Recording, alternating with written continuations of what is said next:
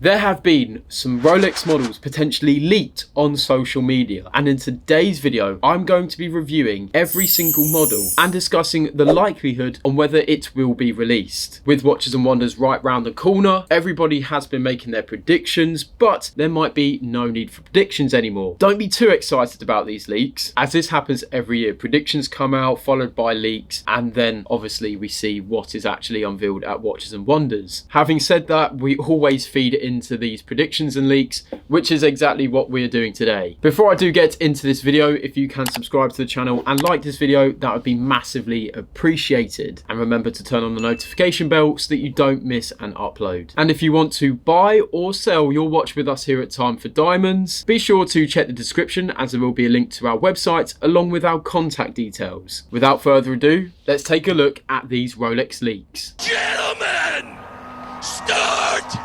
your engine!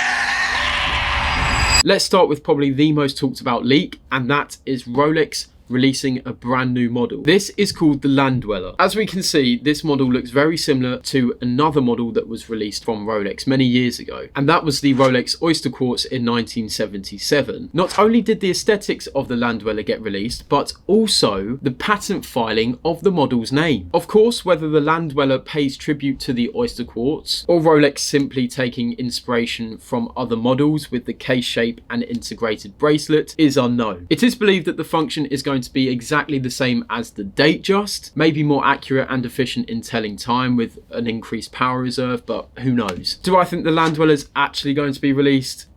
No, I don't see the direction in this watch. I don't care that there's a patent released. To be honest, if this is to be released by Rolex, I find this extremely underwhelming and lazy, with similar tastes of the Patek Cubitus that was released at the end of last year. Patek pretty much using the square-shaped case on a Cartier to create the Cubitus, and what seems to be Rolex taking inspiration from Audemars Piguet's Royal Oak case shape. Not copying, just pure inspiration. Up next, we have a yellow gold Daytona with a Tiffany dial. 2025 marks Rolex's 120th anniversary, and the brand is known to use certain colors to celebrate these special occasions. Usually it is either the color green or a light shade of blue, also known as ice blue. For example, the Day-Date 40 reference 228235, Rolex incorporated an olive green dial into that model to celebrate 60 years of the Day-Date collection. Alternatively, the Daytona Platona reference 116506 with the icy blue dial that was released by Rolex to celebrate 50 years of the Daytona collection. Here we see Rolex integrating a turquoise dial, which is also known as the Tiffany dial. It doesn't even matter if this is in collaboration with Tiffany. That shade of blue automatically aligns the Tiffany nickname. And as we can see from this leak, it has been applied to a yellow gold Daytona with a black ceramic bezel. Whilst there are components of this model that are very admirable, such as Rolex's yellow gold, this beautiful elegant turquoise dial, the bold black ceramic bezel, they do not blend well in my opinion. If this dial configuration was included on a non-ceramic white gold variation, reference 126509, then I think it would be more suited. This yellow gold piece, it's not doing it for me. I'm not a huge fan, and I would much rather it stay as a leak, to be honest. Do I see it happening? Absolutely not. I don't know why Rolex would release this dial for the Daytona. Now onto a leak that I actually really like, and that is this yellow gold Sky Dweller with a green dial. As just mentioned, Rolex love to include the colour green to celebrate their anniversaries. Despite it not being a celebration of the Sky Dweller, it is Rolex's 120th anniversary. So why not incorporate the colour that is most aligned with your brand onto your most complicated piece? An identical configuration to the Daytona John Mayer, reference 116508. I believe this model could reach the same height as the Daytona John Mayer. There are just some configurations from Rolex that are perfect, and yellow gold with a green dial is one of them. It looked perfect on the Daytona,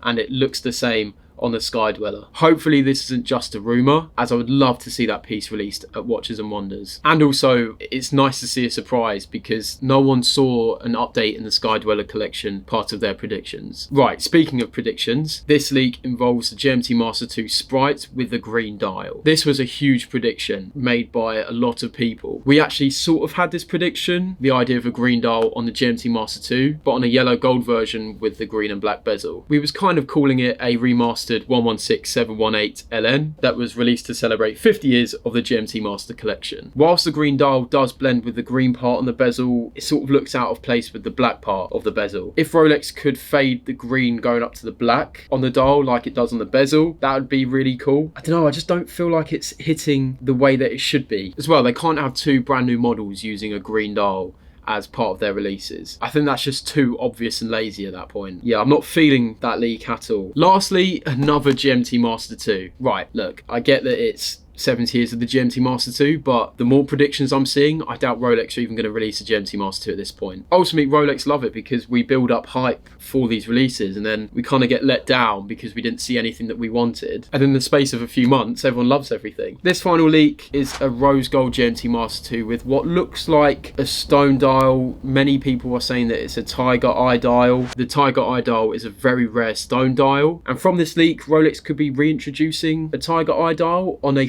full rose gold GMT Master II. This image is very blurry, so I can't really work out what's going on exactly with the dial. I mean, it's very hard to make out and give my honest review of how it looks. Another part of our predictions was the idea of stone dials, not for the GMT Master II, but for the 1908. So I guess if this leak does come true, which it probably won't, we were somewhat correct. Do I think it's going to happen? Probably not. It would be quite an interesting addition to the GMT Master II collection, but I don't see it happening. Ultimately, the chances of these leaks actually being released from Rolex are very low. The likelihood is on the same level as all the predictions made by everyone else. Yes, they have been titled as leaks, but there remains zero confirmation from Rolex. Every year, as always, we have to wait till watches and wonders.